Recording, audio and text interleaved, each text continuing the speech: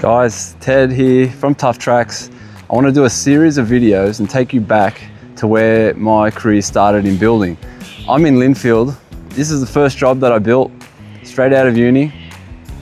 25 years on, this thing is still looking so damn good. The finishes on this building are really unique. I mean, I don't see anyone these days still using sandstone. There's copper on the other side, mix of render, unbelievable landscaping. When I came out of uni, I finished my structural engineering degree and I went into building. I worked here with my uncle and I was put onto the tower crane amongst other jobs. I got my tower crane license, I got a dogman license, I got a bobcat license, and that's where I started. And that was actually a really, really good experience because I got to manage how the building and how the construction was running. I was controlling the deliveries, I would be controlling the guys on the decks, I'd be controlling the bricklayers, and that was a really good experience for me to be that involved in the day-to-day running of a building site. So I really had my hands on everything. I could see from excavation all the way to handing over the keys. And look, straight through there in that garden is where the tower crane used to stand, and I would take all my deliveries here in this laneway, and this is where the whole job would feed. And it's pretty unbelievable to come back years later. You see a finished product, you see this building here, and there's so many memories of the chaos that was happening right here. I mean, people don't really realize just how busy construction sites are until you work on them. And so much I got to be, shoulder to shoulder with every single trade. And after the job would finish, and after I learned about that first project, the next one which I worked on, which is right here, this is stage 2 right here. The next job when we were building, I would already anticipate, all the issues that might come up because I already saw it on the previous one. And that's exactly what experience teaches you, of course.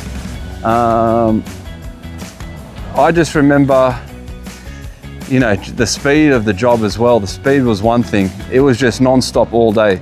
There's just no break when it comes to deliveries and tradesmen, and you don't want it to be any slower. The buildings have to move at a certain pace, otherwise you'll never get out of here.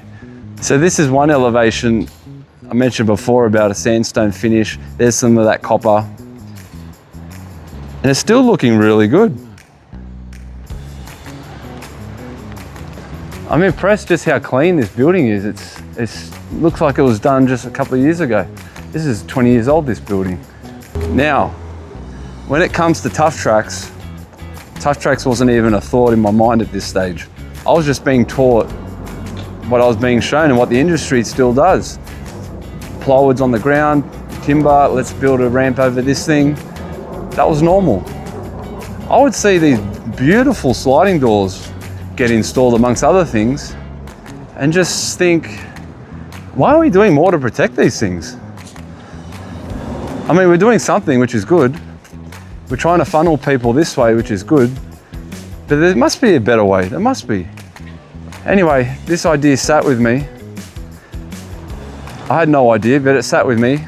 When I moved on from Lindfield here, and I moved on to a bigger builder doing, 200, 300 apartments, there were so many more men walking around the job than this one here.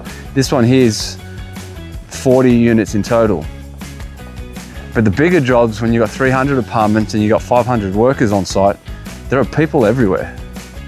And you've really got to act quickly to do something before, problems get out of hand. As a builder, you're responsible for protecting the job, protecting what's been installed. You're responsible for protecting the safety of everyone on site.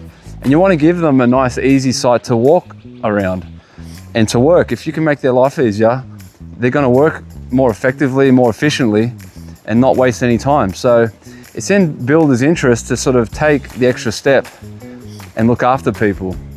It's hard to do because there's so much happening, but we've got to do our best.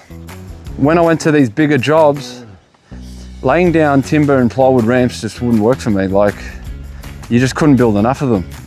The sites are too big.